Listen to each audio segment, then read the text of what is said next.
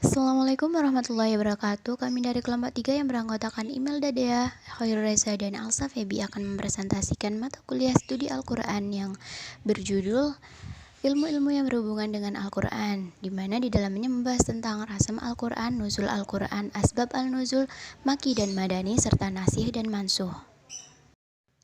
Untuk pembahasan yang pertama yakni mengenai rasm Al-Quran. Rasm sendiri berasal dari kata rosama yarsamu rosma yang berarti menggambar atau melukis. Kata rasm ini juga bisa diartikan sebagai sesuatu yang resmi atau menurut aturan. Jadi rasm berarti tulisan atau penulisan yang mempunyai metode tertentu. Nah, secara umum pengertian rasm Al-Quran adalah ilmu yang mempelajari tentang penulisan mushaf Al-Quran yang dilakukan dengan cara khusus, baik dalam penulisan lafal-lafalnya maupun bentuk-bentuk huruf yang digunakan. Sejarah penulisan atau rasm Al-Quran sendiri memiliki melalui empat tahap, yaitu yang tahap pertama pada zaman Nabi Muhammad SAW. Pada tahap ini penyandaran pada hafalan lebih banyak daripada penyandaran pada tulisan. Kemudian pada tahap kedua yaitu pada zaman Abu Bakar As-Siddiq radhiyallahu an pada tahun 12 Hijriah. Penyebabnya adalah karena perang Yamamah banyak dari kalangan Al-Qura yang terbunuh. Kemudian pada tahap ketiga yakni pada zaman Amirul Mukminin Utsman bin Affan, yaitu pada tahun 25 Hijriah. Penyebabnya adalah perbedaan kaum muslimin pada dialek bacaan Al-Quran. Hal itu dikhawatirkan akan menjadi fitnah sehingga terjadi pertengkaran dan memecah belah kaum muslimin. Dan untuk tahap yang keempat yaitu pemberian titik dan baris yang terdiri dari 3 fasa. Fasa pertama yaitu Muawiyah bin Abi Sufyan yang menugaskan Abul Asad Ad-Du'ali untuk meletakkan tanda bacaan i'rab pada tiap kalimat dalam bentuk titik untuk menghindari kesalahan dalam membaca.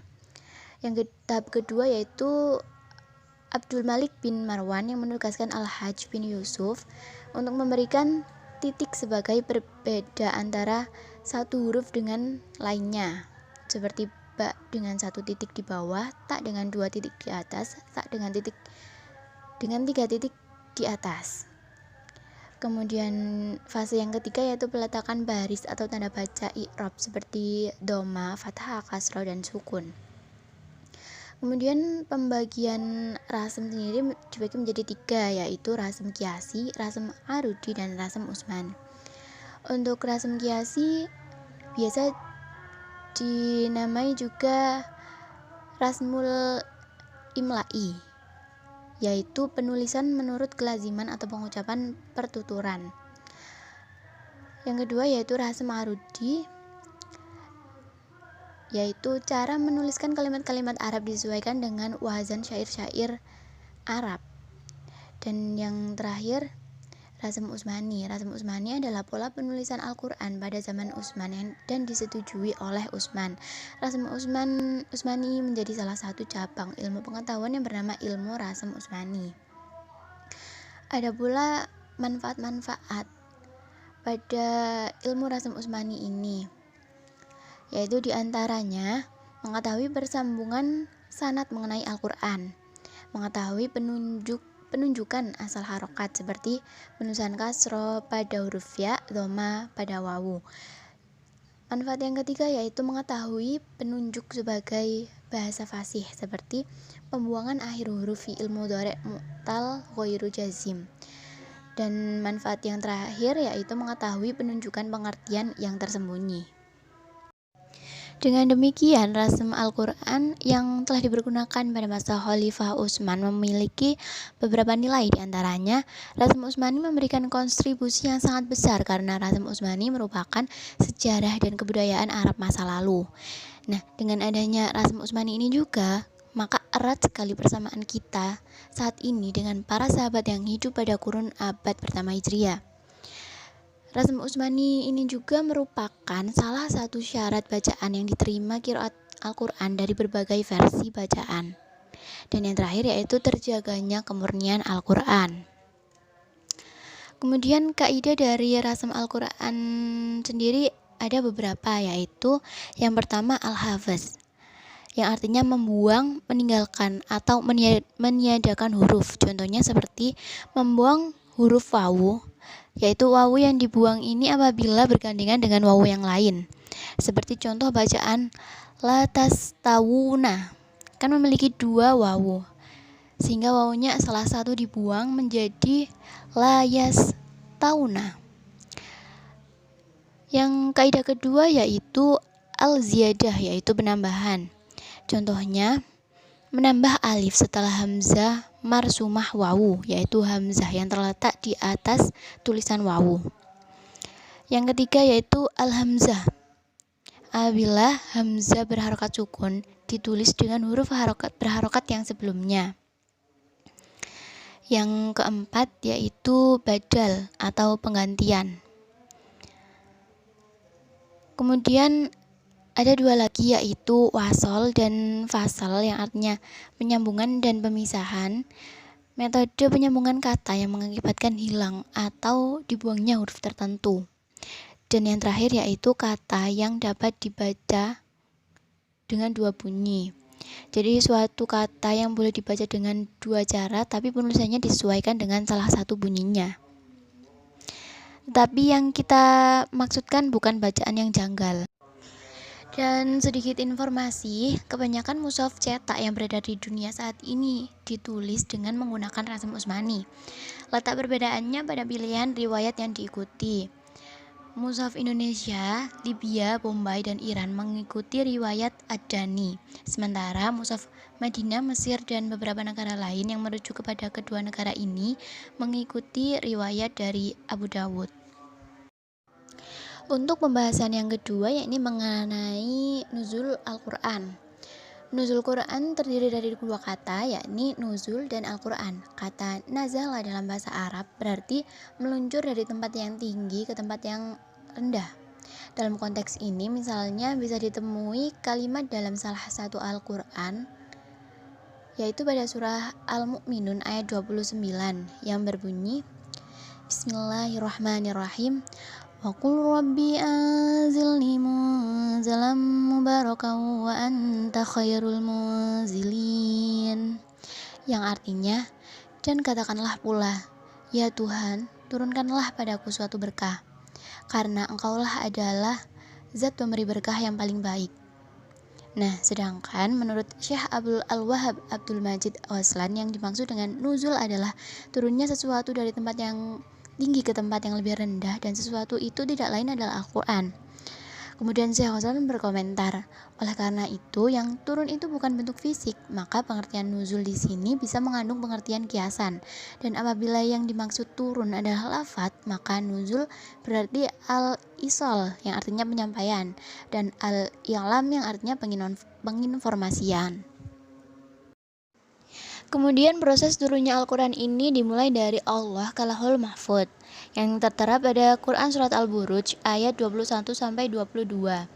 Lalu dari Lauhul Mahfudz ke Baitul Izzah yang tertera pada Quran Surat Al-Qadar ayat 1, dan kemudian dari Baitul Izzah kepada Nabi Muhammad yang tertera pada Quran Surat Al-Isra ayat 106. Nah, Al-Quran ini diturunkan dalam dua periode, yaitu periode Mekah dan periode Madinah. Pada periode Mekah, Al-Quran ini turun ketika Nabi Muhammad bermukim di Mekah sekitar tahun 610-622 Masehi sampai Nabi Muhammad melakukan hijrah. Ayat-ayat yang diturunkan pada masa itu kemudian disebut dengan ayat-ayat Makkiyah yang berjumlah 4.726 ayat dan terdiri dari 89 surat. Sedangkan pada periode Madinah, sebuah periode yang terjadi pada masa setelah Nabi Muhammad hijrah ke Madinah sekitar tahun 622 sampai 632 Masehi. Ayat-ayat yang turun dalam periode ini kemudian dinamakan ayat-ayat Madaniyah, meliputi 1510 ayat dan mencakup 25 surah. Selanjutnya yaitu makna modifikasi. Pertama, pengumpulan dalam arti hifdzuhu.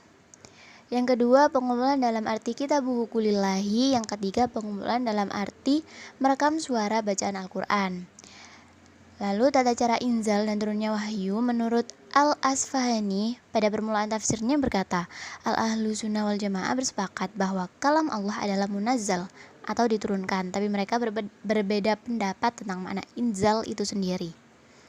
Di antara mereka ada yang berkata bahwa makna inzal adalah menampakkan bacaan. Nah, dalam proses perwahyuan ini ada dua cara. Yang pertama yaitu Nabi terlepas dari bentuk kemanusiaan beliau dan beralih ke bentuk malakiyah, lalu mengambil kalam tadi dari Jibril. Yang kedua, bahwa malaikat Jibril berubah bentuknya menjadi seorang manusia, lalu Rasulullah memperoleh kalam Allah ini darinya. Dari kedua pendapat ini, yang lebih diterima adalah pendapat yang kedua, sedangkan pendapat yang pertama adalah pendapat yang sulit dipercaya. Selanjutnya, disebutkan pada halaman 248 terjemahan Al-Itqan fi Ulumul Quran, para ulama telah menyebutkan bahwa dalam turunnya wahyu ada beberapa cara, yakni sesuai yang ada di PPT ini. Yang ketiga yaitu asbabun nuzul. Sebab-sebab turunnya suatu ayat adalah ilmu Al-Quran yang membahas mengenai latar belakang atau sebab-sebab suatu atau beberapa ayat Al-Quran diturunkan. Asbabun nuzul memudahkan para mufasir untuk menemukan tafsir dan pemahaman suatu ayat dari balik kisah diturunkan ayat tersebut. Pengetahuan tentang asbabun nuzul suatu ayat dapat memberikan dasar yang kukuh untuk menyelami makna suatu ayat Al-Quran. Kegunaan asbabun nuzul. Yang pertama yaitu untuk menjelaskan hikmah tentang pensyariatan terhadap hukum dan untuk mengkhususkan hukum yang bersifat umum. Selanjutnya tentang ilmu Makkiyah dan Madaniyah. Pengertian Makkiyah dan Madaniyah yaitu para sarjana muslim ahli ulumul Quran mendefinisikan terminologi Makkiyah dan Madaniyah pada umumnya menjadi tiga pandangan yang didasarkan kepada tempat dan waktu turunnya serta objek pembicaraan. Metode mengetahui Makkiyah dan Madaniyah yang pertama yaitu metode naklis simai atau kutipan lisan adalah ayat-ayat dan suatu Makkiyah atau Madaniyah dengan cara periwayatan dari salah satu sahabat pada periode wahyu dan mereka menyaksikan turunnya ayat, atau dari salah satu tabi'in yang telah mendengar dari sahabat. Yang kedua yaitu metode qiyas ijtihadi, adalah melakukan pengkajian terhadap ayat-ayat dan surat-surat Makkiyah dan Madaniyah serta yang belum ada nas yang menjelaskan tempat turunnya jika ditemukan karakteristik surat-surat Madaniyah, maka menyebutnya Madaniyah. Hal ini melalui ijtihad dan qiyas. Ciri-ciri spesifik Makkiyah dan Madaniyah. Makkiyah, yang pertama, di dalamnya terdapat ayat sajadah. Yang kedua, ayat-ayatnya dimulai dengan kata kalla.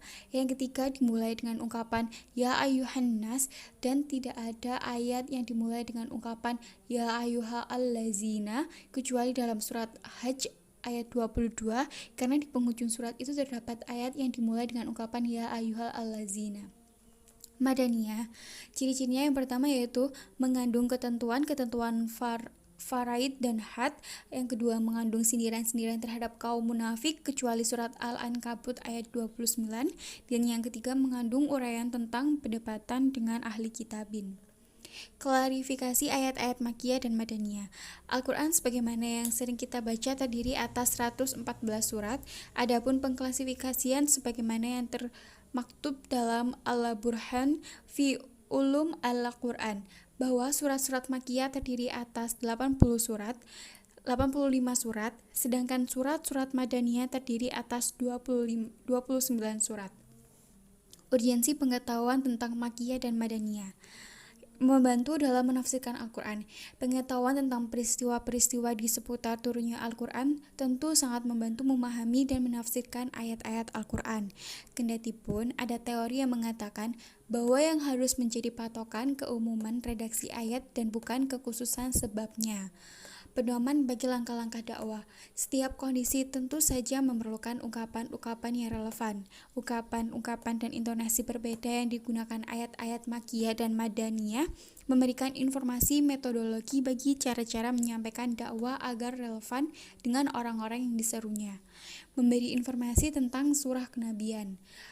Penahapan turunnya wahyu seiring dengan perjalanan dakwah Nabi, baik di Mekah atau di Madinah, dimulai sejak diturunkan wahyu pertama sampai diturunkan wahyu terakhir. Al-Quran adalah rujukan otentik bagi perjalanan dakwah Nabi itu. Informasi tidak bisa diragukan lagi. Apa sih yang dimaksud dengan nasikh dan mansukh? Pengertian nasikh dan mansukh ini adalah Al-Quran merupakan sumber utama munculnya berbagai macam ilmu. Baik disiplin ilmu itu masuk dalam kategori ulum Al-Quran maupun ilmu-ilmu yang kita lain yang kita jumpai dan dalam kehidupan sehari-hari.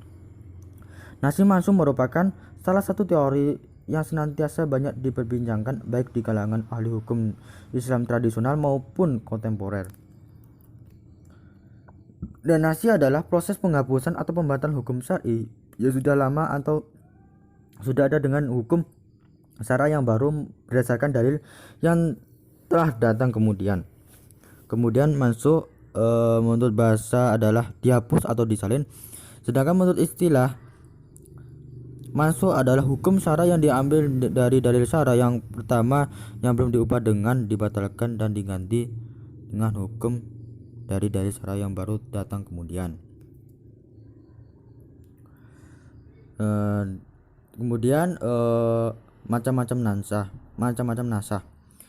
Macam-macam nasakh ini dibagi menjadi dua, yaitu jenis nasakh dan nasakh dalam Al-Quran.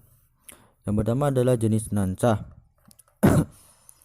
Jenis nasakh ini digolongkan terdapat 4 golongan. Yang pertama adalah nasakh Al-Quran dengan Al-Quran. Yang kedua nasakh Al-Quran dengan As-Sunnah. Yang ketiga nasakh As-Sunnah dengan Al-Quran. Yang keempat adalah nasakh As-Sunnah dengan As-Sunnah.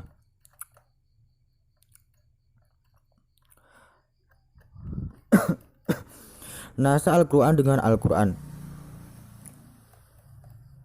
Nasakh Al-Quran dengan Al-Quran ini muncul di kalangan para pendukung nasakh. Pendukung nasakh sepakat bahwa Al-Quran hanya dapat dinasakh oleh wahyu mutawatir. Oleh karena itu, mengenai nasakh Al-Quran dengan Al-Quran terdapat kesepakatan di kalangan mereka. Sebagai contoh yang diterangkan pada surat Al-Baqarah ayat 180 yang berbunyi, Kutiba alaikum idza hadara ahadakum mautu bil taraka khairal wasiyatu lil walidaini bil ma'rufi haqqan 'alal muttaqin. Artinya diwajibkan atas kamu apabila mau hendak menjemput mereka di antara kamu jika dia meninggalkan harta berwasiat untuk kedua orang tua dan karib kerabat dengan cara baik sebagai kewajiban bagi orang-orang yang bertakwa.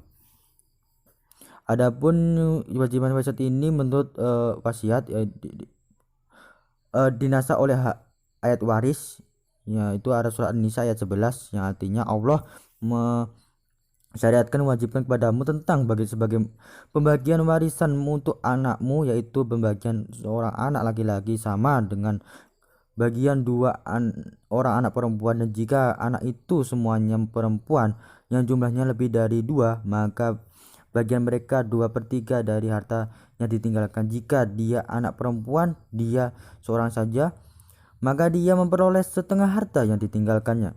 Dan untuk kedua ibu bapak bagian masing-masing 1/6 dari harta yang ditinggalkannya. Dan jika dia meninggal mempunyai anak jika dia yang meninggal tidak mempunyai anak dan dia mewarisi oleh kedua ibu bapaknya saja, maka ibu mendapat 1/3. Dan jika dia yang meninggal mempunyai keberadaan saudara, maka ibunya mendapat 1/6. Pembagian tersebut, pembagian di atas tersebut tentang setelah dipenuhi wasiat yang dibuatnya atau dan setelah dibayar utangnya. Tentang orang tuamu dan anak-anakmu, kamu tidak mengetahui siapa di antara mereka yang lebih banyak manfaatnya bagimu. Ini adalah ketetapan Allah. Sesungguhnya Allah Maha mengetahui, Maha bijaksana. Yang kedua adalah nasakh Al-Quran dengan As-Sunnah. Adapun mengenai nasakh Al-Quran dengan As-Sunnah yang dikemukakan oleh Arzaqani, yaitu terdapat perbedaan pendapat di kalangan ulama. Imam Malik pengikut Abu Hanifah dan mayoritas teolog baik di kalangan Asy'ariyah maupun Mu'tazilah membolehkannya. Sedangkan menurut Syafi'i, Ahmad dan kalangan Zahiri menurut adanya nasakh Al-Quran dan As-Sunnah. Secara teoritis di antara ulama membolehkan sunnah mutawatir menasakhkan Al-Quran, tetapi secara praktis yang masih dipertanyakan. Menurut Az-Zakoni yang didukun oleh Quraisy Shihab. Beberapa contohnya diterangkan bahwa as-sunnah dapat menasah Al-Quran terdapat bukan sunnah mutawatir melainkan khobar ahad.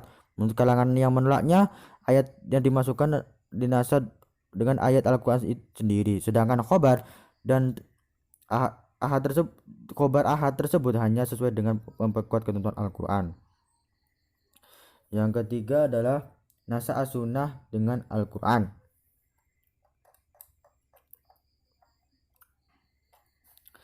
Ulama yang mendukung adanya nasah sepakat bahwa hukum yang ditegakkan oleh as-sunnah boleh dengan hukum yang didasarkan pada ketentuan Al-Quran. Di antaranya adalah puasa dari hari Syura yang ditegakkan as-sunnah dan dinasah oleh kewajiban Ramadan, sehingga puasa pada hari Asyura tidak diwajibkan lagi.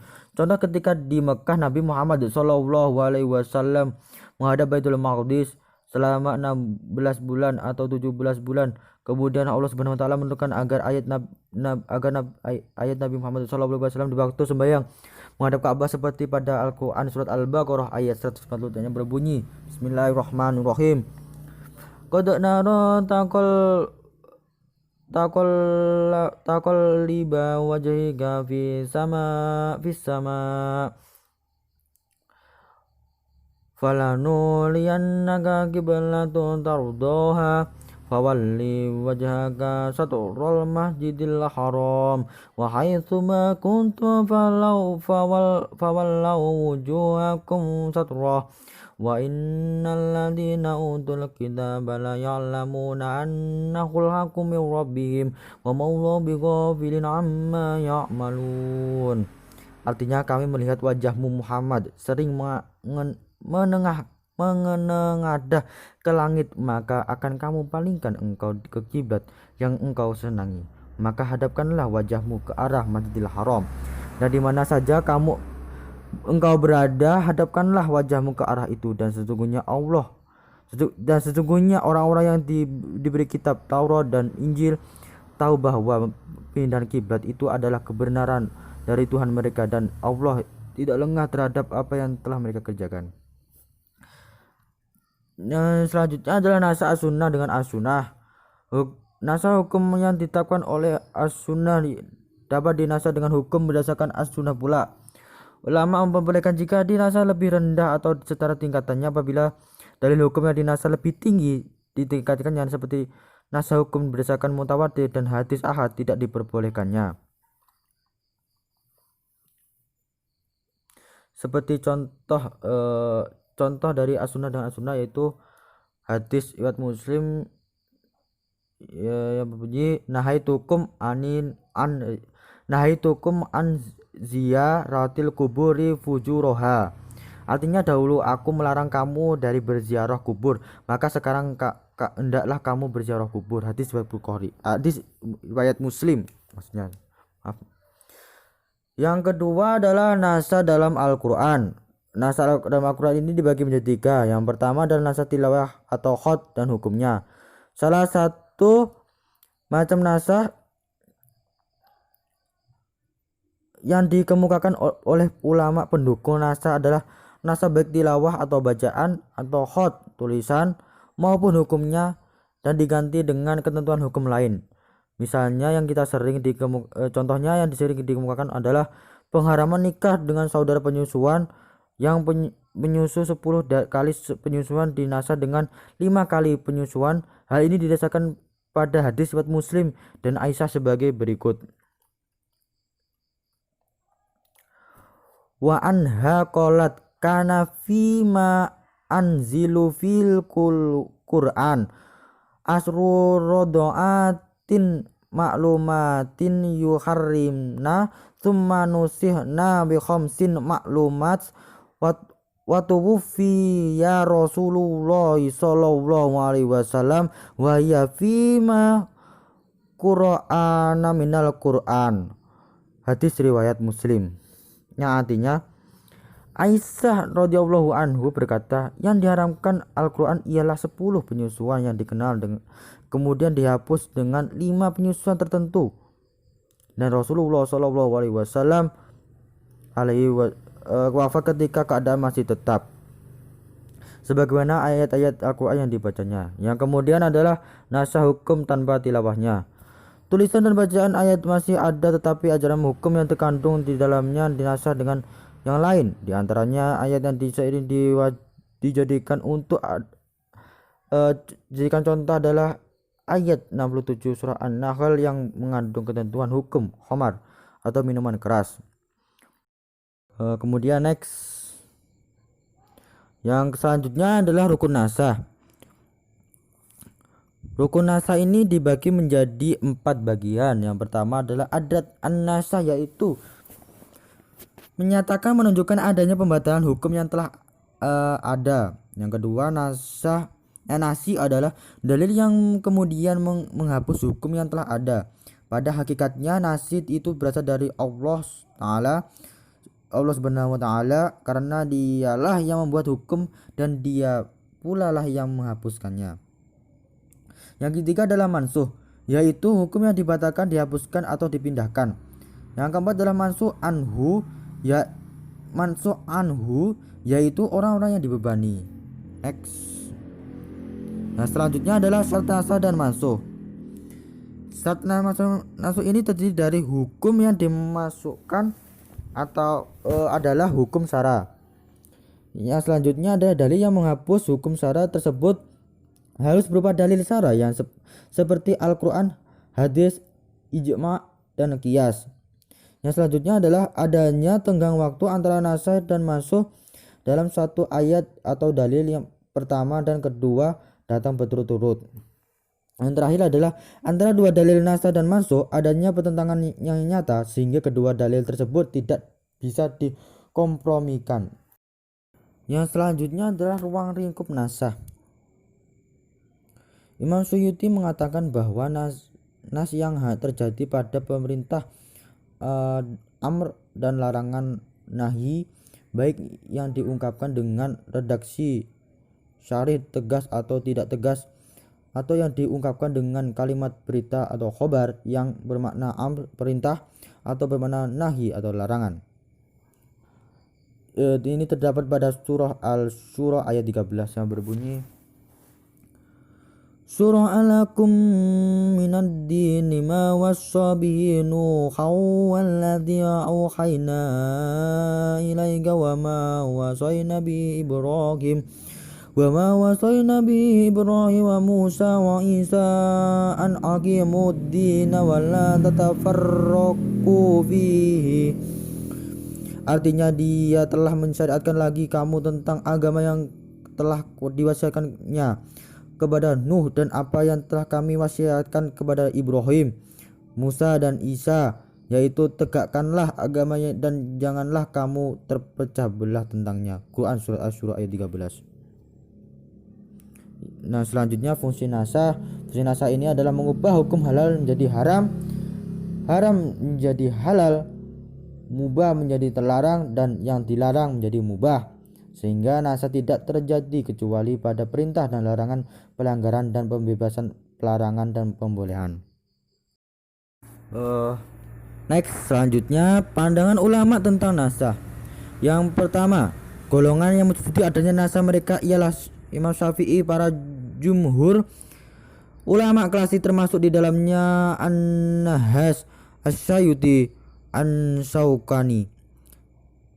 Yang pertama terdapat dalam surat Al-Baqarah ayat 106 yang artinya ayat dan kami batalkan atau kami hilangkan dari ingatan, pasti kami ganti dengan yang lebih baik atau sebanding dengannya. Tidaklah kamu tahu bahwa Allah Maha Kuasa atas segala sesuatu.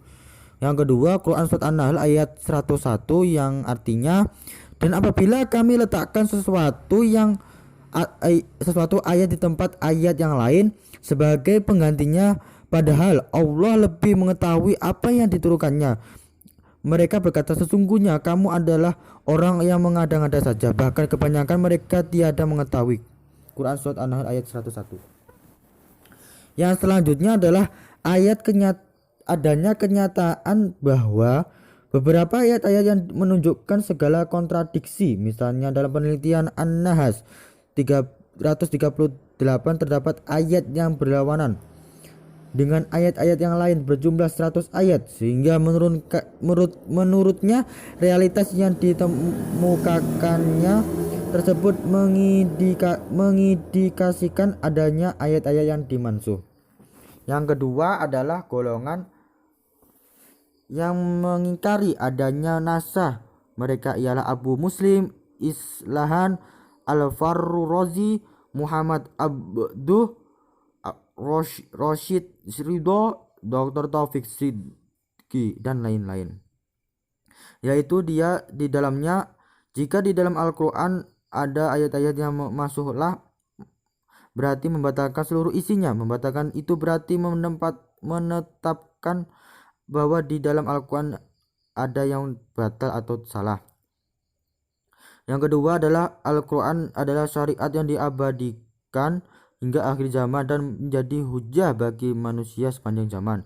Yang ketiga adalah Al-Quran dalam surat Al-Baqarah ayat 106 tidak memastikan kepada adanya nasakh ayat Al-Quran seperti mukjizat kitab-kitab terdahulu seperti Taurat, Zabur, Injil, dan sebagainya yang dinasih hukumnya oleh Nabi Muhammad SAW.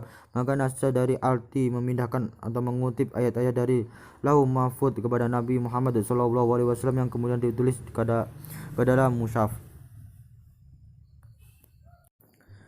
Next, selanjutnya aplikasi teori nasih masuk dalam penafsiran ayat pendidikan.